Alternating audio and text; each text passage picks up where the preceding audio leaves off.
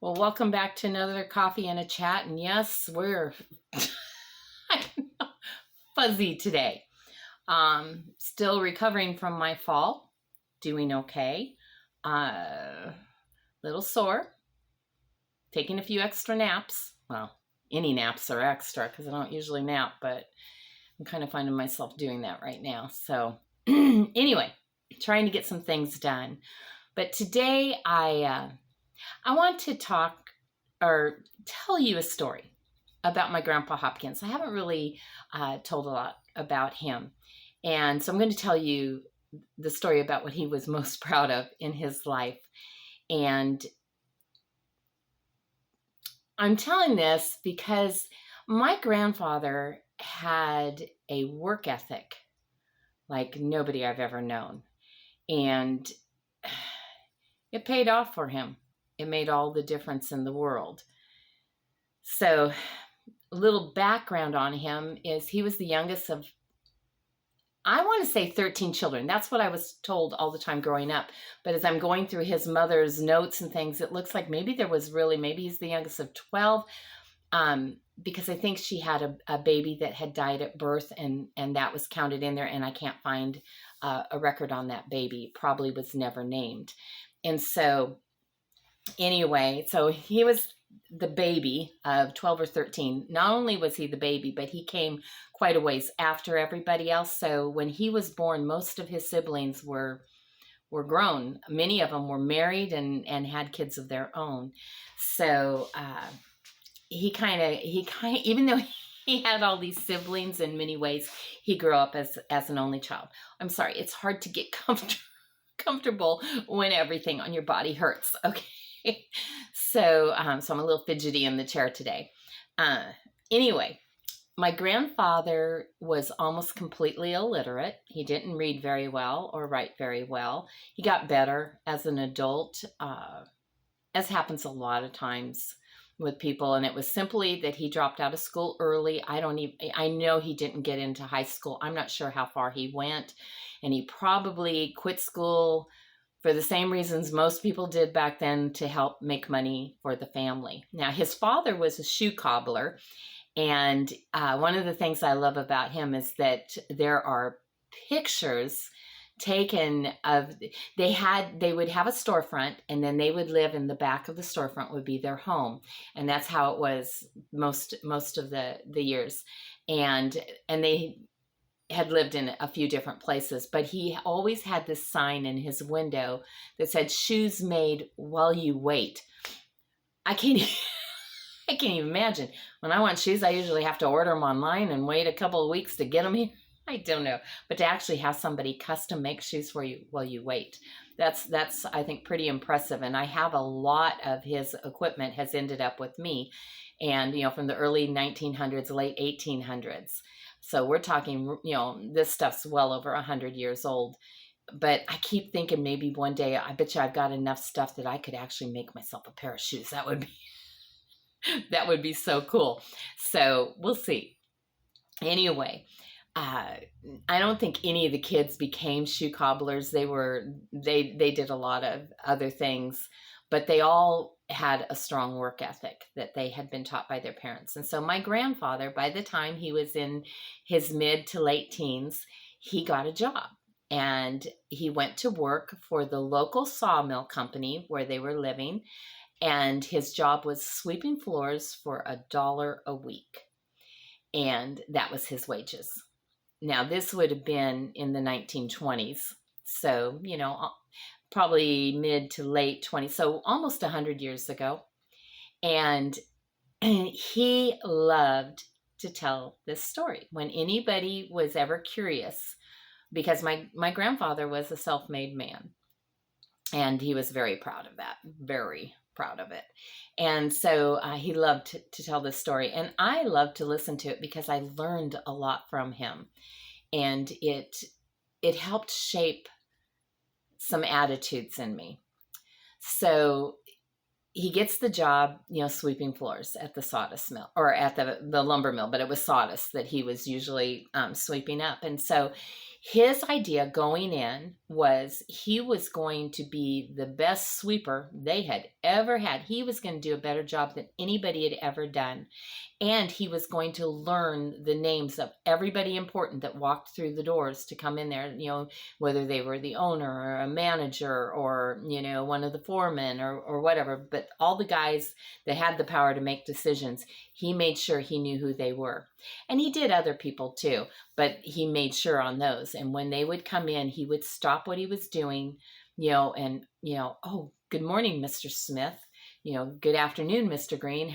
Good evening, Mr. Jones. And he would show respect and take his hat off and just stop for a brief moment and then get right back to work. And so they took notice of him, and he did an excellent job at what he did. And so, it was kind of, now what's that kid's name? Hopkins. Okay. And I think that if I remember right, they started calling him Hoppy. That was his little nickname. So original. And so, anyway, he was doing this. Now, when he was 19 and my grandma was 17 is when they got married, and he still was sweeping floors and just making $1 a week. And so when they got married, they lived with his parents, which they kind of needed to, because his parents were really getting up in years and they needed a little extra help. And so my grandmother, her mom had died when she was very little. She was raised by part-time by her grandmother, and her grandmother was a Choctaw Indian, and she didn't teach her about housekeeping or anything. Grandma knew a lot of other stuff. She knew a lot about, natural medicines and things like that. But, being domesticated, she really wasn't. And so when she and my grandfather got married, my grandfather's mom, Susan Frances Dunn Hopkins, my great-grandmother, she was a Victorian lady. And so she was very, very pleased to love my grandmother and to teach her all the things that, of how to be a proper lady and keep a proper home. And my grandmother really took to that. So she was very influenced by her mother-in-law and loved her very much. So Grandpa was still, sweeping the floors. Well, as time went on, everybody knew who he was, and they knew he did a great job. Well, one day, the owner, the manager, I'm not sure which one. I've heard the story a million times, but I'm getting old. I can't remember which one. Probably doesn't matter. But one of the guys in charge came to him and said, "Hey, Hoppy, what do you know about laminating?" And he's like, "Well, sir, I know whatever I need to know about laminating. What do you need?" And he said, "Well, the foreman for the laminating department, we just lost him. He just quit. And we need somebody to go in there and act as foreman. And, well, you just do such a great job around here. If you think you know enough about laminating to be foreman of the department." And he's like, "Sir, I will be the best foreman of your laminating department that you've ever had." And he's like, "You know what?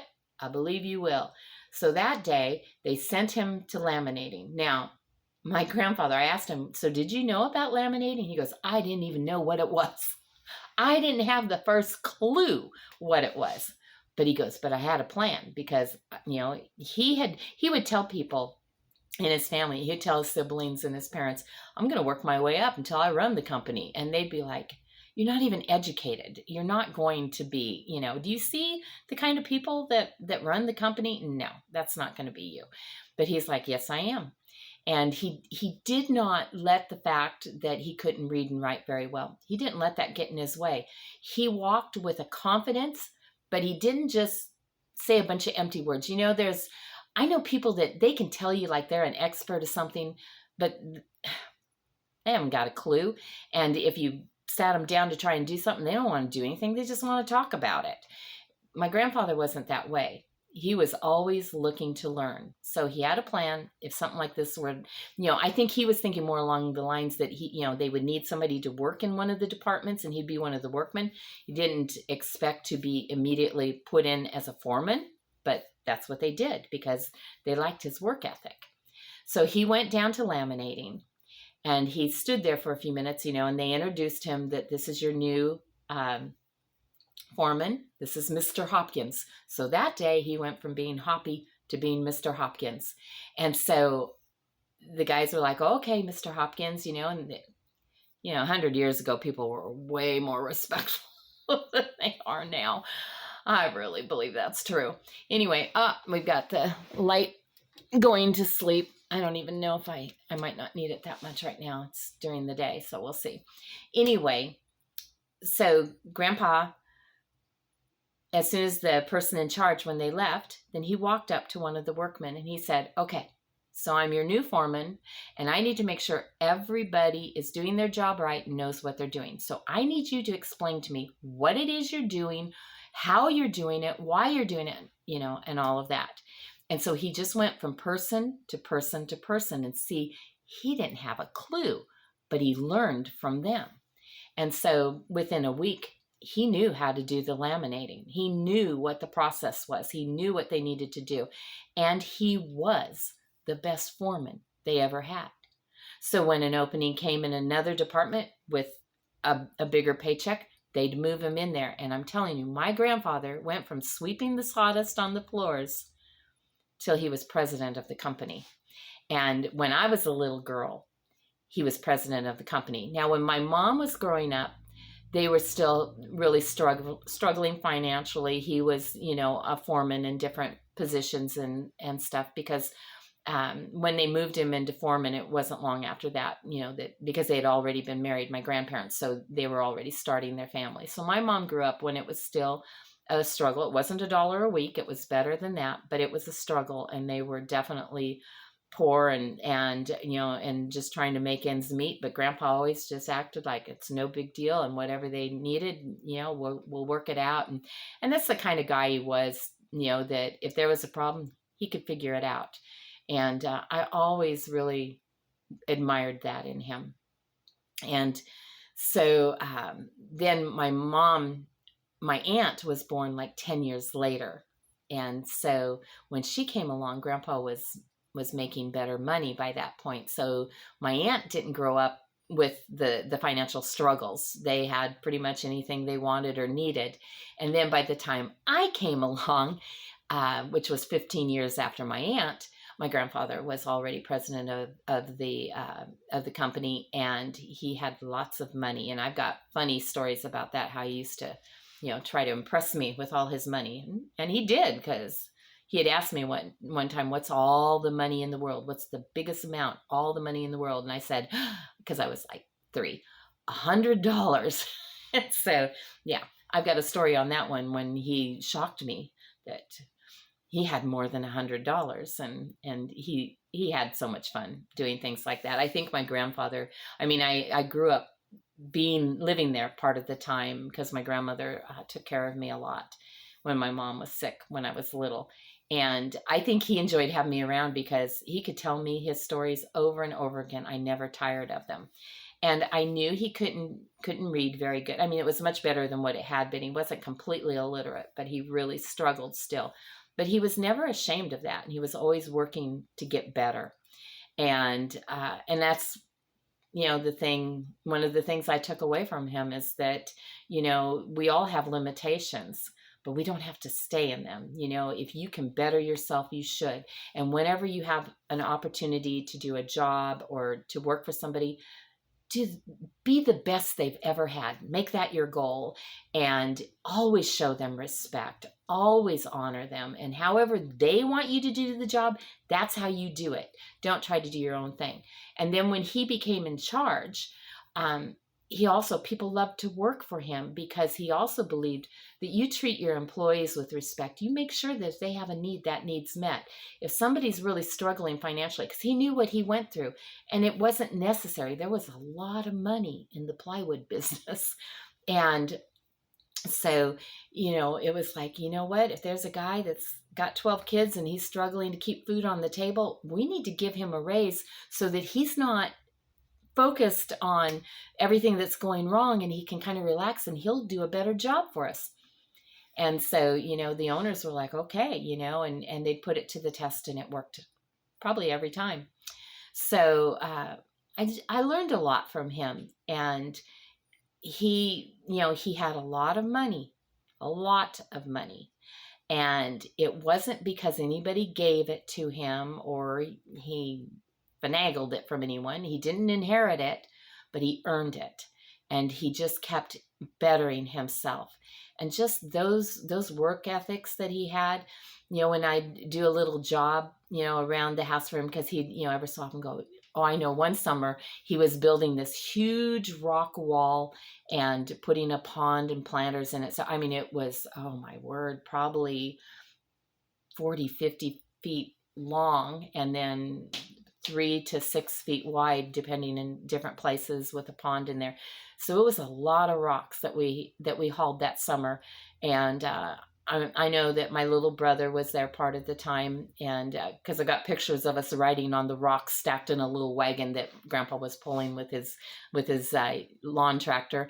And and I think we were still doing it when my cousins came to visit, because they'd come for 2 weeks every summer, and so because they lived far away, and so they would fly in and spend a couple weeks with Grandpa and Grandma. And I think that I think there's pictures of Reese and Brad and I moving rocks for Grandpa. But he'd give us a little bit of money. Maybe he'd give us, and back then a nickel could buy a lot for a little kid. So maybe he'd give us a nickel for helping him stack up a load of rocks in the wagon to haul it out over to where he was then building his wall. And then we'd ride back with him to the house, and then we'd go play while he worked on his wall. And then when he was ready to get another load, maybe we're going to get another nickel to go help him do another load, a nickel each. And and if you did a really good job, then he'd give you a raise. You know what, I'm going to start paying you a dime for every load. Well, I'll do a really good job. Before you know it, you're making a whole quarter. And yeah, he taught me a lot.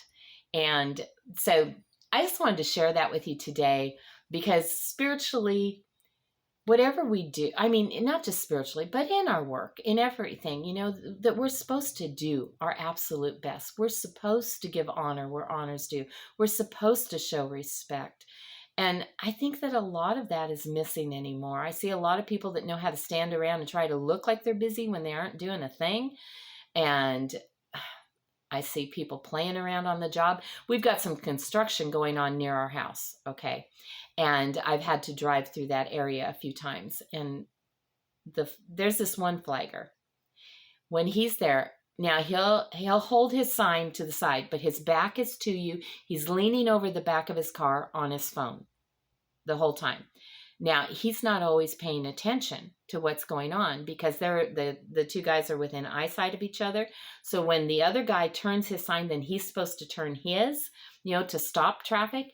And one day when I was coming through there, he still had the slow sign up, but I could see the cars coming the other way, and I was the first one there. So I stopped, and then he looked at me like, why are you stopping? So I pointed, and he looked around, at all those cars coming, and he's like, oh. And then he turned it around so it said stop.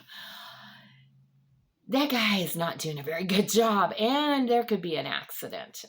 So I don't know. I've gone through there probably 4 or 5 times now when he's been flagging, and it's always the same way. And I've owned a few businesses myself.